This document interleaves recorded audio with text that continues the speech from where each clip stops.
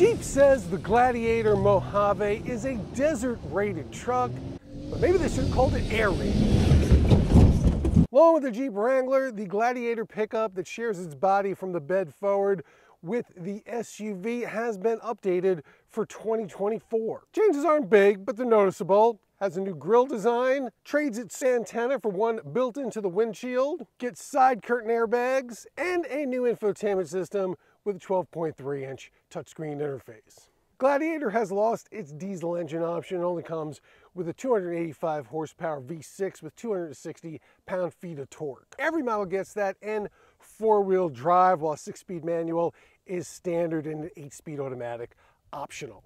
Prices start around $40,000 and there are many trims available, but today we're checking out the very fun Mojave. Prices start at $54,890 and is very different from the rock-crawling Rubicon. A couple of changes include a 1-inch lift up front, 17-inch wheels with 33-inch all-terrain tires, standard locking rear differential, and a set of 2.5-inch Fox remote reservoir shock absorbers that can hold up to a long day of high-speed off-roading, which are paired with a set of Fox hydraulic jounce bumpers up front to help cushion big impacts and landings from big jumps. It is still very much an all-purpose off-roader. It has steel rock rails, plenty of underbody protection, and recovery hooks in the front and rear.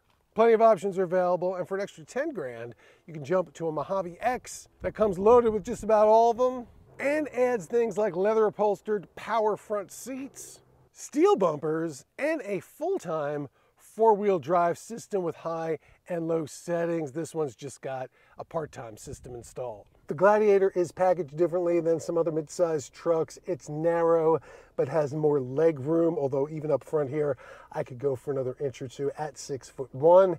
However, the trade-off is that with the seat all the way back, I could fit behind it without knocking my knees. And there's vents, power outlets, and cup holders back there. Up here, you get some nice knobs and buttons for the climate control and the audio. Window switches on the center console because the doors are removable, and assignable auxiliary buttons for your cool off-road gear. As far as off-road gear is concerned, what you can't get in the Mojave is a locking front differential or a detachable front sway bar like the Rubicon has. It's not to say this can't handle serious terrain, but the Rubicon might get through some spots that this can't. What the Rubicon can't do is keep up with this out here.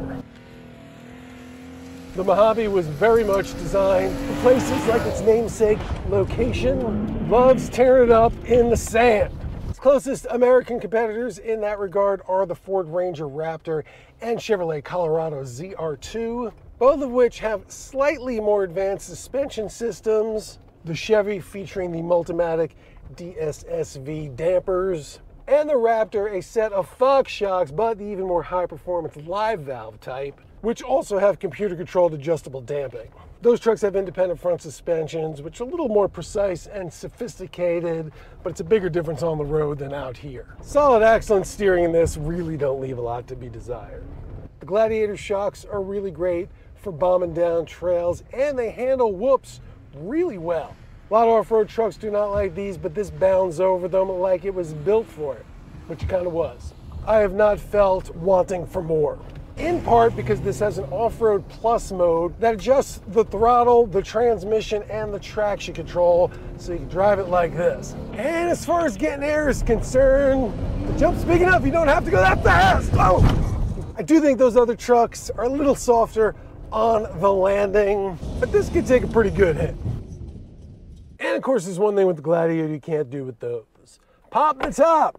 At least not without breaking them.